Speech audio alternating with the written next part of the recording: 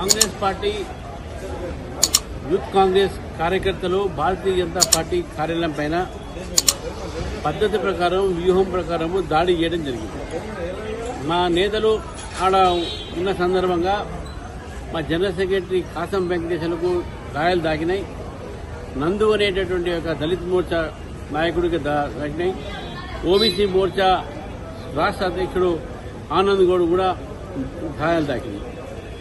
కాసం వెంకటేశ్వర గారు general secretary గారు వారికి తల మీద తీవ్రమైన గాయం జరిగిన తర్వాత వారి కళ్ళు తిరిగి కింద పడిపోతే పార్టీ ఆఫీస్ నుంచి ఈరోజు కేర్ హాస్పిటల్ ఎమర్జెన్సీ వార్డులో పెట్టడం జరిగింది. దేవుడి దయ వల్ల ఆయన వారు ఈ దుస్థితి నుంచి బయటపడుతున్నారు.